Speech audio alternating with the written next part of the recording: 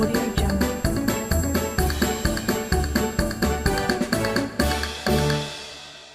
Hello everyone! Have you brushed your teeth and combed your hair? Are you in your pajamas ready for bed? Are the curtains drawn and blankets tucked tight? Are you ready to sleep and say goodnight? But before you go into your dream ride, here's a story for you tonight. Tonight I get you one more favorite story for all the Gruffalo fans. After the way the story was received last week, I decided I should carry on the fun. So here's another Gruffalo story for all of you. This one is The Gruffalo's Child by Julia Donaldson. The Gruffalo said that no Gruffalo should ever set foot in the deep dark woods. Why? Why not? Because if you do, the big bad mouse will be after you. I met him once, said the Gruffalo. I met him a long time ago. What does he look like? Tell us, Dad. Is he terribly big and terribly bad? Now, our big monstrous Gruffalo, he went back to his cave, and after many years he had a little baby, and he's never set foot outside the cave because he is really scared of the mouse he met when he was out of his cave. Now he's telling his little baby not to go out of the cave because he is terrified of the big bad mouse. Now let's see, what does he remember about that big bad mouse? So here's what he tells his baby. Well, I can't quite remember, the Gruffalo said. Then he thought for a minute and scratched his head. The big bad mouse is terribly strong, and his scaly tail is terribly long. His eyes are pools of terrible fire, and his terrible whiskers are tougher than wire. Oh, so this is what the Gruffalo remembers about that little mouse, huh? What else does he remember? Let's find out. Now, he has told his baby that he remembers a few things about this big bad mouse. Now, what does his baby do? One snowy night, when the Gruffalo snored, the Gruffalo's child was feeling bored. The Gruffalo's child was feeling brave, so she tiptoed out of the Gruffalo cave. Hey, that's not safe. No child should step out of their house without Mama and Papa. That is not safe. The snow fell fast and the wind blew wild into the woods when the Gruffalo's child. It's a stormy night.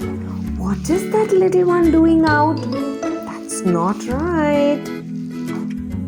Aha! Oh! A trail in the snow. Whose is this trail and where does it go? Oh my God, she found a trail in the snow. Now, what could it be? It could be anything. It could be anything dangerous too. Let's see. A tail poked out of a log pile house. Could this be the tail of the big bad mouse? Now, do you remember who lives in the log pile house? Yes, you are right. But does the Gruffalo's child know this? Let's see what he finds out. Out slid the creature. His eyes were small, and he didn't have whiskers. No, none at all.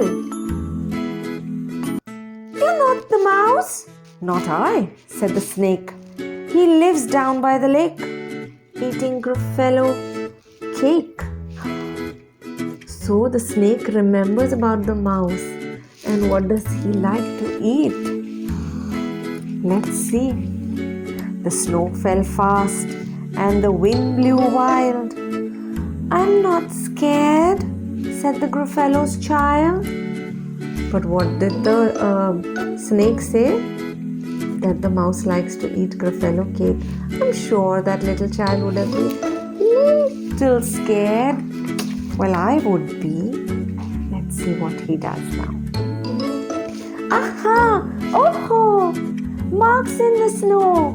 Whose are these claw marks? Where do they go?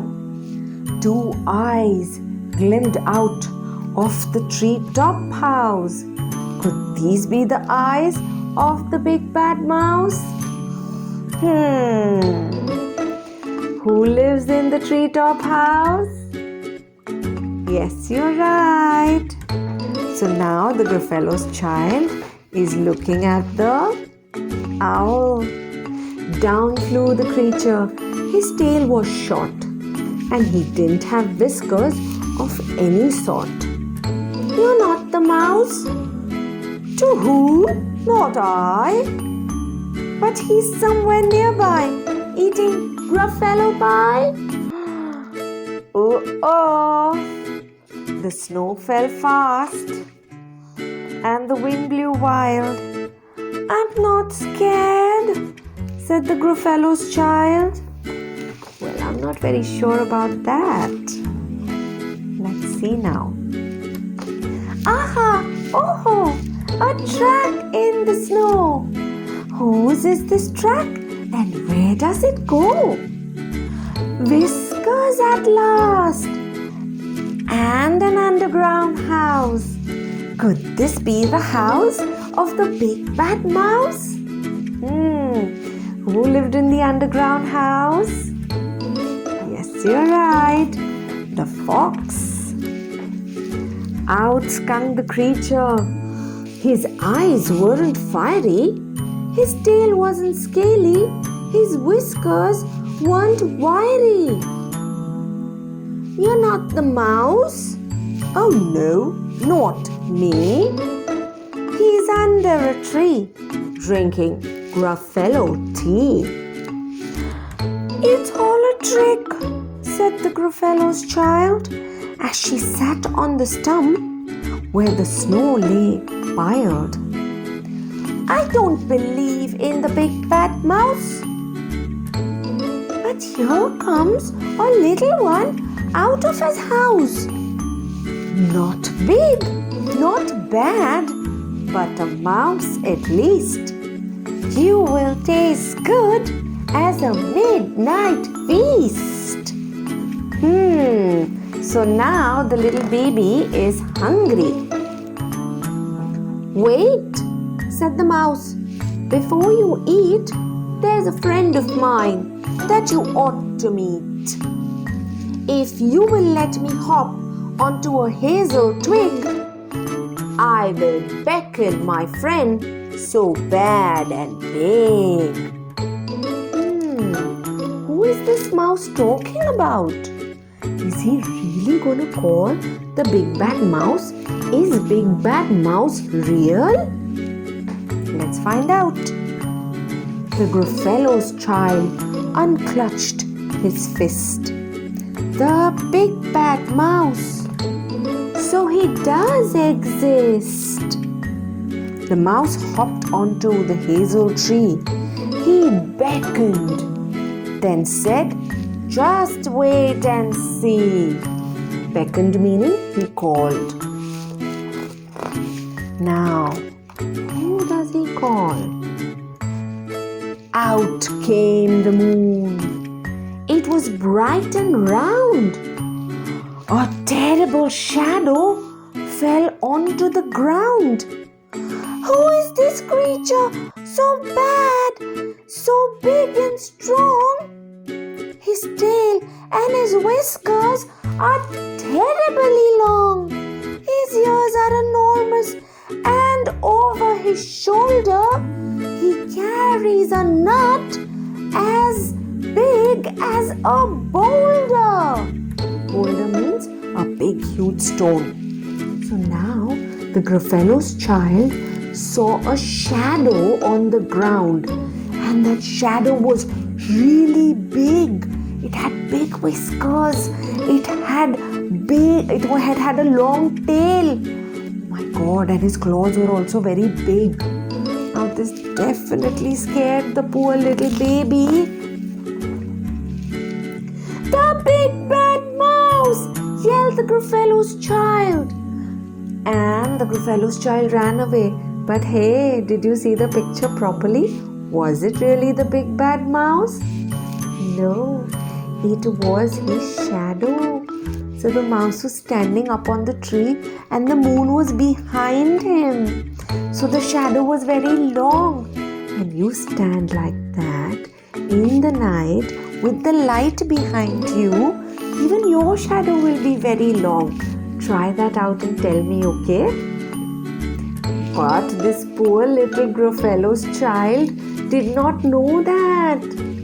So she ran away. The mouse jumped down from the twig and smiled. Now the mouse was so happy to see that he was saved and the child has gone back as well. But he was a very kind and nice mouse. So what did he do? Aha! Oh-ho! Prints in the snow. Whose are those footprints and where do they go? So this little mouse followed the footprints. The footprints led to the Gruffalo's cave, where the Gruffalo's child was a little less brave. The Gruffalo's child was a bit less bored, and she hugged her daddy and she snuggled. And the Gruffalo snored. The Gruffalo did not know that the baby had gone out. But this little mouse, did you see? He's sitting outside the cave to make sure that the Gruffalo's child doesn't move out of the cave in the night. I think the mouse is really kind. Don't you think? He's not saying so, but he is, isn't he? I love this little brown mouse. Did you fall in love with this little brown mouse? If you have, then do write to me and let me know what else was favorite in the story for you. Okay, what else did you like in this story? On that note, good night, sleep tight, don't get into any pillow fights.